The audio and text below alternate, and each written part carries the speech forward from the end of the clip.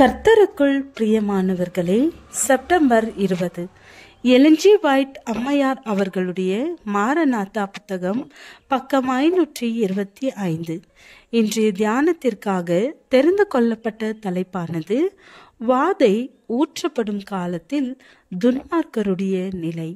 வசனம் ஆமோஸ் 8வது அதிகாரம் வசனம் 11-12. இதோ நான் தேசத்தின் மேல் பஞ்சத்தை அனுப்பும் நாட்கள் வரும். ஆகார குறைவினால் உண்டாகிய பஞ்சம் அல்ல, ஜல குறைவினால் உண்டாகிய தாகமும் அல்ல.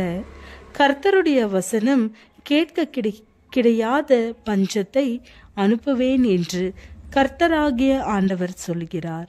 அப்பொழுது அவர்கள் கர்த்தருடைய வசனத்தை தேட ஒரு சமுத்திரம் தொடங்கி மறு சமுத்திரம் மட்டும், வடதிசை தொடங்கி கீழ்திசை மட்டும் அலைந்து திரிந்தும் அதை கண்டடையாமற் போவார்கள். இரக்கத்தின் இனிய குரல் ஓய்ந்த போது துன்மார்க்கரை பயமும் நடுக்கமும் பிடித்து கொண்டது. மிகவும் பிந்திவிட்டது என்கிற பயங்கரமான வார்த்தைகளை மிக தெளிவான நிலையில் கேட்டார்கள்.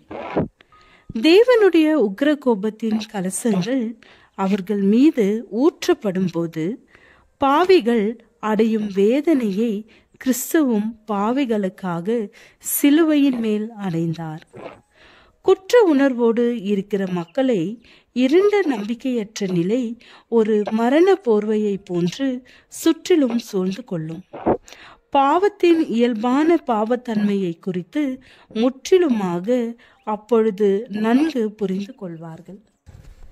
தேவனுடைய வார்த்தைகளுக்கு இதுவரை முக்கியத்துவம் கொடுக்காதவர்கள் அச்சமயத்தில் ஒரு சமுத்திரத்திலிருந்து மறு சமுத்திரம் வரைக்கும், வடக்கிலிருந்து கிழக்கு வரைக்கும் ஆண்டவருடைய வார்த்தைகளை தேடி நிலையற்று அலைந்து கொண்டிருந்தார்கள்.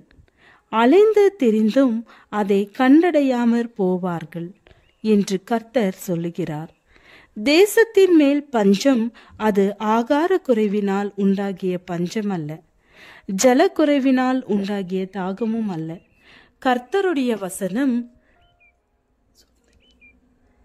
கேட்க கிடைக்காத பஞ்சம். தேவன் தங்களை அங்கீகரித்து விட்டார் என்கிற ஒரு வார்த்தைக்காக எதைத்தான் அவர்கள் கொடுக்க மாட்டார்கள். வாதையின் கொடுமைகளை சகிக்க மாட்டாத துன்மார்க்கரில் அநேகர் மிகவும் அதிகமாக வெகுண்டெழுந்தார்கள். அது மிகவும் பயங்கரமான கடுந்துயர் நிறைந்த ஒரு காட்சியாக இருந்தது. பெற்றோர்கள் தங்கள் பிள்ளைகளை மோசமாக தூஷித்தார்கள். அப்படியே பிள்ளைகள் பெற்றோரையும், சகோதரர்கள் சகோதரிகளையும், சகோதரிகள் சகோதரரையும் நிந்தித்தார்கள். நீங்கள் எங்களை எச்சரிக்கவில்லை, உலகம் முழுவதும் மனம் மாறிவிடும் என்றீர்கள்.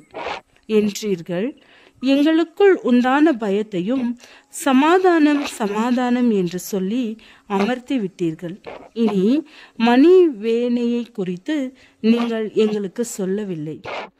எங்களுக்கு இந்த எச்சரிப்பை கொடுத்த ஜனங்களை பற்றி அவர்கள் கொள்கை வெறியர்கள், பொல்லாதவர்கள், உங்களை அழித்து விடுவார்கள் என்று சொல்லி தடுத்து விட்டீர்கள் என்று மக்கள் கசப்பான வெறுப்போடு போதகர்களை தாக்கினார்கள்.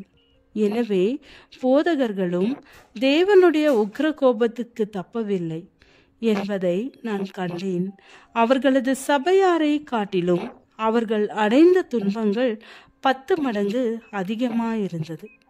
உன்னதமானவருடைய மறைவில் தங்கி இருப்பவர்களுடைய நிலையை பார்த்து, அதாவது தம்மை நேசித்து தமது கட்டளைகளுக்கு கீழ்ப்படுகிற அனைவரையும் ஆண்டவர் தமது கூடாரத்தின் மறைவிலே மறைத்து வைக்கிற நிலையை கண்டு துன்மார்க்கர் எவ்வளவு அதிகமாக பொறாமை கொண்டிருப்பார்கள். ஜெபம். தேவனே, எங்களுடைய தீர்மானங்களை உள்ளளவும் நிறைவேற்றவும் நிலைத்திருக்கவும் கிருபை தாரும். ஆமேன்.